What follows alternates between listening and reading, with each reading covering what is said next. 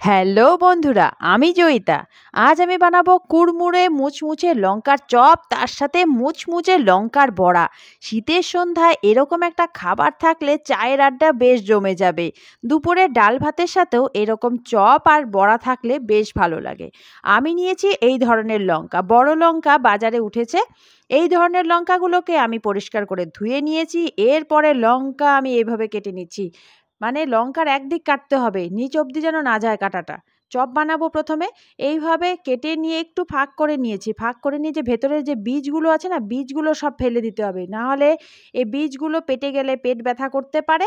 তাই বীজগুলোকে সব পরিষ্কার করে যতটা সম্ভব ফেলে দেওয়া যায় আমি ফেলে দিচ্ছি। একইভাবে সবগুলো লঙ্কারই আমি মাঝখানে কেটে নিয়ে এভাবে লম্বালম্বিভাবে কেটে নিয়ে বীজগুলো সব ফেলে দেবো। তবে খেয়াল রাখবেন কাঁটাটা খুব সাবধানে কাটবেন যাতে নিচ অব্দি কাঁটাটা না যায়। আর এদিকে আমি চপের ভেতরের পুরটা বানাবো। কড়াই ভালোভাবে গরম করে একটু সর্ষের তেল দিয়ে দিলাম। তেল গরম হয়ে যাবার পর তেলটা কড়াইয়ের চারদিকে ছড়িয়ে দিয়ে এর মধ্যে পেঁয়াজ কুচি আর লঙ্কা কুচি দিয়ে দিচ্ছি। আমি ৪টে লঙ্কার পুর বানিয়েছি, তাই ছোট সাইজের ৪টে আলু আমি সেদ্ধ করে নিয়ে ম্যাশ করে নিয়েছি। পেঁয়াজ আর লঙ্কা কিছুটা ভাজা হয়ে গেছে আর আমি ম্যাশ করা আলু এর মধ্যে দিয়ে আবারও একটু নাড়াচাড়া করে ভেজে নেব। তবে গ্যাসের ফ্লেম আমি রেখেছি মাঝারিতে, লো ফ্লেমে রান্না করার দরকার নেই। এরপর এর মধ্যে আমি দিয়ে দিচ্ছি স্বাদ মতো লবণ। আর দেখুন আলু অনেকটাই ভাজা ভাজা হয়ে গেছে। হলুদ গুঁড়ো দিয়ে দিলাম আর দিয়ে দেবো মিষ্টির জন্য সামান্য চিনি। আর গুঁড়ো মশলার মধ্যে যাবে খুব সামান্য জিরে গুঁড়ো, আর যাবে হাফ চামচ এরকম ছোট চামচ দিয়ে জিরে গুঁড়ো, ধনে গুঁড়ো, কাশ্মীরি লঙ্কা গুঁড়ো আর ঝালের জন্য সামান্য লঙ্কা গুঁড়ো আমি দিয়ে দিলাম। আবারও নাড়াচাড়া করে সব কিছু একসাথে মিশিয়ে দিয়ে আলু আমি ভাজা ভাজা করে নিচ্ছি। পুর প্রায় তৈরি হয়ে গেছে। তবে আলু একটু ভেজা ভেজা ধরনের করব, শক্ত হয়ে গেলে আমাদের পুর ভরাতে অসুবিধে হবে। এরকম ঠিক নরম করে আমি অল্প জল দিয়ে নাড়িয়ে নিলাম। আর আলুর পুর তৈরি হয়ে গেছে, আমি ঠান্ডা করে নিয়েছি। তবে বেশি ঠান্ডা না, একটু ঠান্ডা, একটু হালকা গরম আছে, ধোঁয়া উঠছে। আর ঠিক এইভাবে অল্প করে আলু নিয়ে আমি লঙ্কার ভেতরে পুরে দিচ্ছি আলুটা। সম্পূর্ণটাই মানে লঙ্কার ভেতরে আলু যতটা সম্ভব ঠেসে ঠেসে ভরে দেওয়া যায় আমি ভরে দিচ্ছি।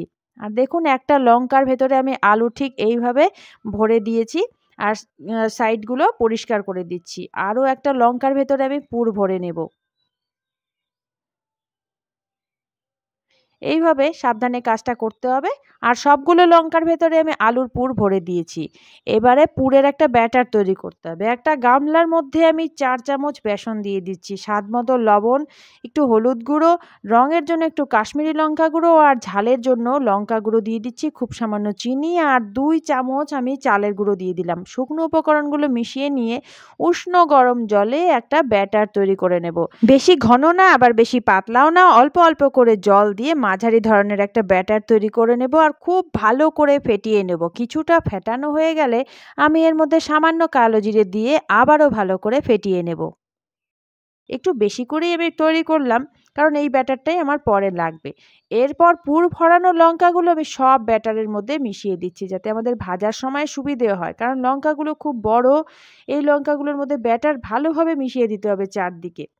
আর কড়াইতে আমি দিচ্ছি সাদা তেল। তেল ভালোভাবে গরম হয়েছে কিনা বোঝার জন্য অল্প একটু ব্যাটার আমি দিলাম। দেখুন উপরে ভেসে আসছে, কারণ এখন ঠান্ডার দিন হাত দিয়ে বোঝা যায় না তেলটা ঠিকঠাক গরম হয়েছে কিনা। তাই আমি অল্প একটু ব্যাটার দিয়ে দিলাম। আর তেল যখন গরম হয়ে গেছে আমি এই একটা একটা করে লঙ্কা দিয়ে দিচ্ছি। প্রথমে আমি দুটো লঙ্কা তেলে দিয়ে ভাজছি আর একটু লঙ্কার ওপর দিকটাতে তেল ছড়িয়ে দিচ্ছি। একদিক কিছুটা ভাজা হয়ে যাবার পর আমি উল্টে দিলাম আর একটু লঙ্কাগুলোকে একদিকে চাপিয়ে দিয়েছি, আরও একটা লঙ্কা এর মধ্যে দিয়ে দিলাম। দুটো লঙ্কা আমার ভাজা হয়ে গেছে। একইভাবে সবগুলো লঙ্কার চপই আমি ভেজে নিয়েছি। আমাদের আজকের রেসিপি লঙ্কার চপ তৈরি হয়ে গেল। এবার আমি বানাচ্ছি লঙ্কার পকোড়া। দেখুন আমি মাঝ বরাবর ঠিক এইভাবে, মানে বোটাটাও মাঝ বরাবর কাটতে হবে। ঠিক এইভাবে লঙ্কা আমি কেটে নিলাম। বীজগুলো ফেলে দেব না। আর চেষ্টা করবেন যাতে বোটাটাকেও মাঝ বরাবর কাটতে পারেন, তাহলে বোটা ধরে ধরে লঙ্কার বড়া খেতে বেশ ভালো লাগবে।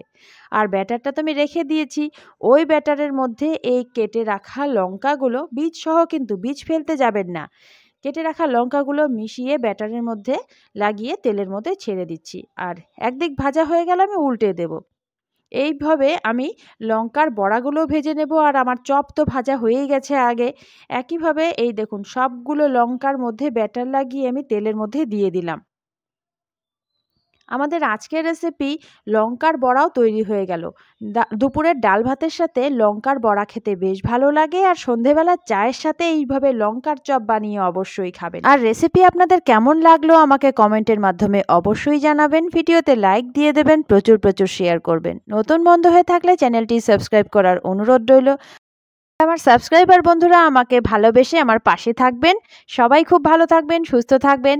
ধন্যবাদ।